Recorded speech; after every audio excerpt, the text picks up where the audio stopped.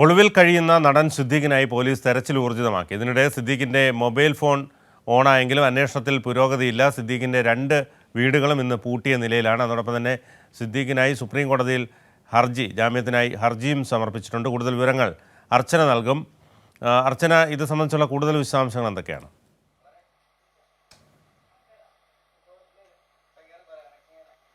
ബിനു, ഒരു ഭാഗത്ത് സിദ്ദിഖ് എവിടെയെന്ന ചോദ്യം ബാക്കിയാണ്. അപ്പോഴാണ് ഇപ്പോൾ ഇതാ മുൻകൂർ ജാമ്യാപേക്ഷയുമായി സിദ്ദിഖ് സുപ്രീം കോടതിയെ സമീപിക്കുന്നത്. ഈ നീക്കങ്ങൾ നേരത്തെ തന്നെ സിദ്ദിഖ് നടത്തിയിരുന്നു. അതായത് ഹൈക്കോടതി മുൻകൂർ ജാമ്യാപേക്ഷ തള്ളിയ സമയം തന്നെ സിദ്ദിഖ് ഇതിനുള്ള നീക്കങ്ങൾ നടത്തിയിരുന്നു.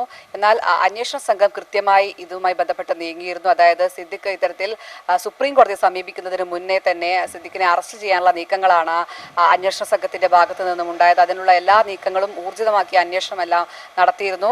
എന്നാൽ സിദ്ദിഖ് ഇപ്പോൾ ഈ സുപ്രീം കോടതിയെ സമീപിച്ചു എന്ന വാർത്തകളാണ് പുറത്തു വരുന്നത്.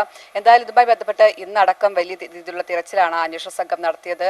ആലുവയിലെ വീട്ടിലും അതുപോലെ കാക്കനാട് സിദ്ദിഖിന്റെ 2 വീടുകളിലും ഇന്നും അന്വേഷണ സംഘം എത്തിയിരുന്നു. എന്നാൽ അവിടെയൊന്നും സിദ്ദിഖ് ഉണ്ടായിരുന്നില്ല. ഇന്നും വീട് പൂട്ടിയിട്ട നിലയിലായിരുന്നു. ഇന്നലെയും ഇന്നുമായി സിദ്ദിഖിനായുള്ള വ്യാപകമായ തിരച്ചിലാണ് അന്വേഷണ സംഘം നടത്തിയിരുന്നത്. മാത്രമല്ല, സിദ്ദിഖ് പോകാനിടയുള്ള എല്ലാ വീടുകളിലും അതുപോലെ ബന്ധുക്കളുടെ വീടുകളിലെല്ലാം തന്നെ അന്വേഷണ സംഘം എത്തി.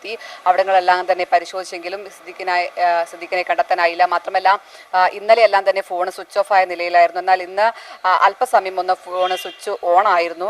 എന്നാൽ വലിയ പ്രതീക്ഷയിൽ അന്വേഷണ സംഘം നീങ്ങിയിരുന്നെങ്കിലും വീണ്ടും ഫോൺ സ്വിച്ച് ഓഫ് ആവുന്ന നിലയിലായിരുന്നു. അത്തരത്തിൽ സിദ്ദിഖിനെ കണ്ടെത്താൻ ഈ മണിക്കൂർ വരെ അന്വേഷണ സംഘത്തിന് കഴിഞ്ഞിട്ടില്ല. അതിൽ പ്രധാനമായും അന്വേഷണ സംഘം പറയുന്നത് ജില്ല വിട്ടു പോകാൻ സാധ്യതയില്ല എന്നടക്കമുള്ള കാര്യങ്ങളാണ് അന്വേഷണ സംഘം പറയുന്നത്. മാത്രമല്ല, ഈ ലുക്കൌട്ട് നോട്ടീസ് നേരത്തെ തന്നെ അന്വേഷണ സംഘം പുറപ്പെടുവിച്ചിരുന്നു. അതായത് ഈ വിധി വരുന്നതിന് മുന്നേ തന്നെ വിമാനത്താവളങ്ങൾക്ക് അടക്കം ഇതുമായി ബന്ധപ്പെട്ടുള്ള അറിയിപ്പ് ലഭിച്ചിരുന്നു. ഇതിന്റെ അടിസ്ഥാനത്തിൽ തന്നെ ഇവിടങ്ങൾ വിട്ടുപോകാനുള്ള ഒരു സാധ്യത എന്തായാലും കണ്ടിരുന്നില്ല. അതുകൊണ്ട് തന്നെ ജില്ല കേന്ദ്രീകരിച്ചുള്ള അന്വേഷണങ്ങളാണ് പ്രധാനമായും നടന്നത്. മാത്രമല്ല, പ്രത്യേക അന്വേഷണ സംഘം എല്ലാം തന്നെ വ്യക്തമാണ്. സിദ്ദീഖിന്റെ 2 വീടും പൂട്ടിയ നിലയിലാണ്. അതേസമയം മുൻകൂർ ജാമ്യ ഹർജി സുപ്രീം കോടതിയിൽ സമർപ്പിച്ചിട്ടുണ്ട്.